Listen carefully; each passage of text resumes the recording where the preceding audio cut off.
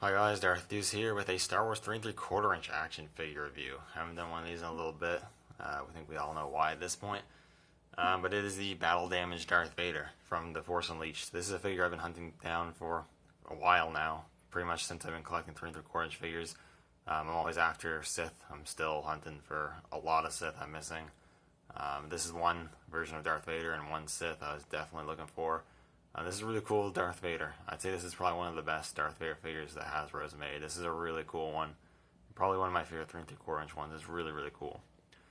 The one I have is the 2008 Legacy Collection one, which I think has some slight paint differences. It was originally released in 2007 as far as a 30th anniversary line. And I would love to get a 30th anniversary one on the card, in a good condition card, because I think that one looks really good on the card. The Legacy Collection one looks fine, but my card, well, one, I was going to open anyways, but two, the card wasn't in the best of shape. But it is what it is. This figure is really cool. I've always liked the look of a battle damaged Darth Vader. I honestly would really like to see a version of battle damaged Darth Vader done in the Black Series 6-inch line. And it looks really, really cool. It's in the final battle against, when you're playing a Starkiller, one of the final battle, aside from, there's, I guess, second final battle, because I think you fight the Emperor after that. You face Darth Vader, and as the battle goes on, he progressively gets more and more damaged armor, which is really cool. So yeah, really like the head sculpt. He's got the bottom part of the mask, and then all he's got left is one of the eye lenses of the mask. My only really gripe is to accommodate for one of the accessories slash features of the figure. As you can see, the eye lens is way too high. It's up on his forehead, and his eye should be like right down at the bottom where it's at there. So it looks a little odd. It doesn't look too bad at a distance, but when you look close up, it doesn't look awful, but it is noticeable. All the parts that have flesh are really nice. They got a lot of nice black wash and whatnot to give it the sort of worn, burnt up, and cut up look and bring out the details of the scarring, which is really cool. The eye there is also painted really well. Looks really nice. The armor itself looks good. The actual silver parts are a lot more darkened. On the shoulder here, you got exposed flesh. You got a completely crushed and beat up shoulder pad there. And then the rest of the arm is actually in pretty good shape. And then over here, this shoulder plate is in good shape. And then you've got completely exposed arm, exposed prosthetic arm, torn up glove, which has, you can see parts of the arm and all that, which is pretty cool. I love the gold accents to the prosthetics as well, and also the detail of the actual insert of the prosthetics into the flesh, which is really cool. You got exposed part of his torso there. You do have a hole there, and I'll get into that in a moment.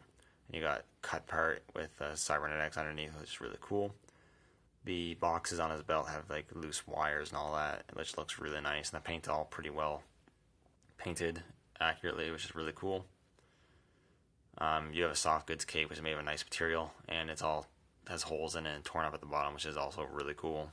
And the same thing with the plastic lower part of his robe. You have it torn up at the bottom, big chunk of it taken out, which is really cool. This leg is actually just normal Darth Vader leg. There's no damage to the right leg. The left leg has exposed flesh and a fully exposed mechanical prosthetic leg, which I think looks really awesome. I really like how that looks. The foot looks really cool. That is really, really cool. I really like that. Definitely puts an emphasis on a more machine than man, as Obi-Wan says. And it even has sort of Terminator sort of look to it, honestly. But it's really cool.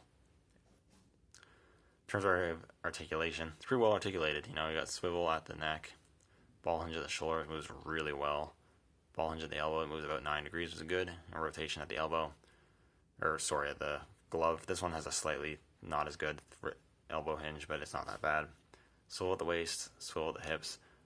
Good ball hinge at the knee, which moves ever so slightly past 90, and then hinges at the ankles. So pretty good articulation. You can get some good posing out of this figure for sure. And in terms of accessories, of course, you can see he does come with his lightsaber. We've seen this lightsaber with many Darth Vader figures, but it has a nice crimson blade, and the paint apps on the hilt look pretty good. And he holds it well in this hand. I think he holds it well in actually both hands. They're both meant for holding the lightsaber if you so desire. He also comes with armor pieces, so a nice little play feature is he's a bit of a pain in the stand.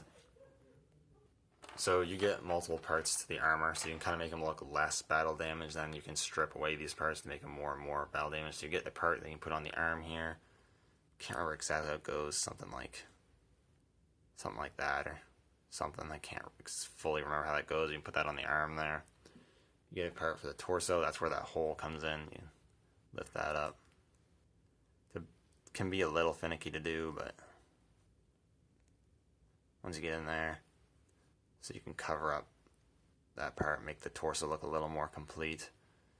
Like so. A little thing that's weird is that part's actually glossy as compared to the rest of the torso, so it looks a little out of place when it's attached, but you get there and it looks a little more complete. You get a part for the leg, so you can wrap this around his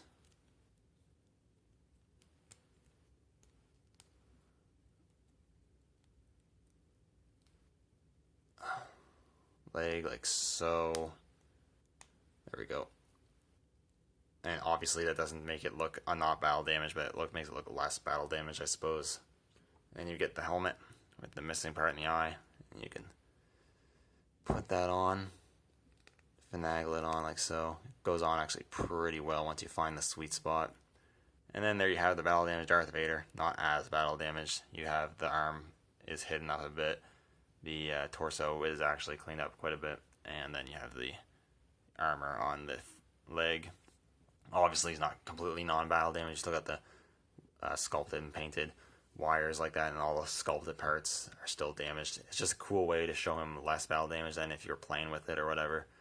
Have him going up against a Jedi or you're a Star Killer figure or whatever. You could progressively take pieces of the armor off, which I think is a cool play feature, honestly. Instead of having random gimmicky missile launchers, having gimmicks like this is really cool. He looks alright with all the armor on. The Darth Vader helmet sculpt is not awful. It's not great, but it's not awful. So I think that's pretty cool. So overall, I think this is a really fantastic 3 3/4 inch Darth Vader figure. I would say it's one of Hasbro's best Darth Vader figures they've released. It's not the most expensive figure to get, but it's still not the easiest either. Like probably almost all 3 3/4 inch super articulated figures nowadays for the most part. So if you keep looking for a little while and kind of have patience, you'll probably be able to find this figure for a good price. And if you are a 3 3/4 inch Star Wars collector, I would highly recommend picking this one up. Anyways, thank you guys for watching. Let me know what you think down in the comments below. And may the Force be with you.